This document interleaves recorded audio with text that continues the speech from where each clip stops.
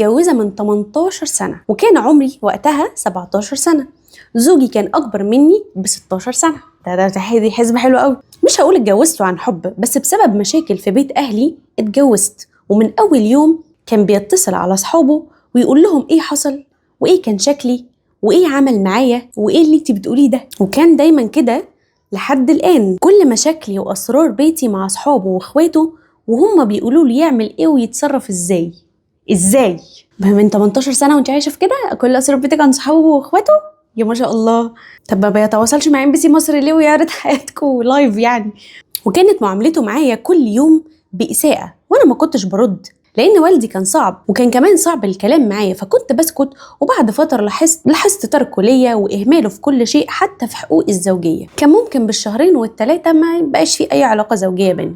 ابتديت أدور وراه، لقيت عنده إيميلات ياهو وهوت ميل وقصص مع حريم، قلنا حريم لا وبنات كتير وحوارات وتعاملات بتوصل للتعامل الجسدي، يعني مش قايلها كده. قررت اخد حقي، بس للاسف والدي واخواته ضيعوا حقي وضيعوني معاه. ما اهتمتش واصريت اني اكمل، وابتديت ادور واتعلم ازاي اتعامل مع الاجهزه الالكترونيه، الفون واللاب، وعملت ايميل وخط جديد وابتديت اكلمه على اساس اني طالبه جامعيه وما عنديش حد يسال عني وخلافه، لحد ما ابتدى يندمج ويعمل البحر طحينه كعادته لما يحب يوقع حد. بس كان لوقت معين كده متشكك وخايف يكون مقلب، فحب يكلمني فون. وهنا كانت المفاجأة.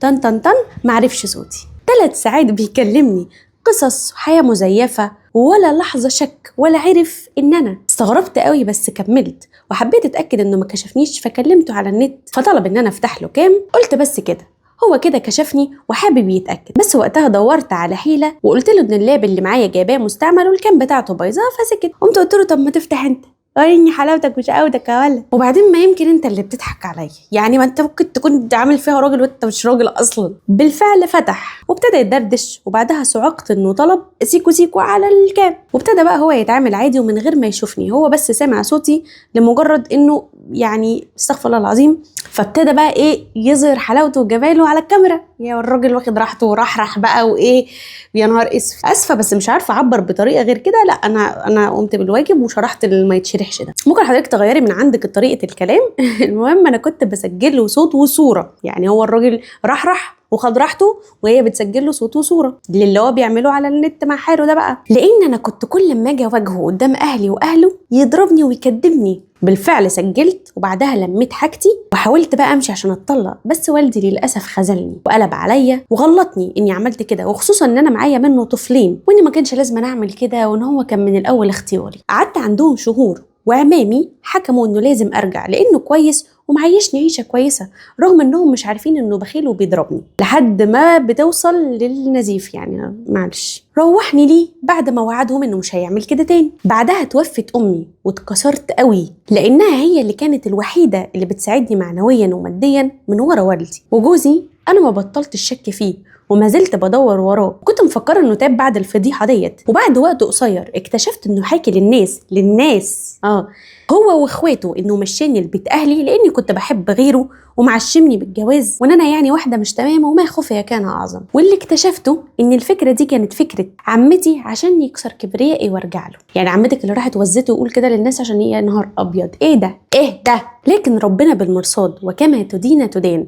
رجعت وتتبعته، وللاسف عمر ديل الكلب ما بيتعدل، وكان كل 6 شهور تقريبا كده ليه قصه، لحد ما غلط مع طفله من عيلته وكانت كارثه، واهلها ضربوه في الشارع وفضحوه في الدنيا كلها.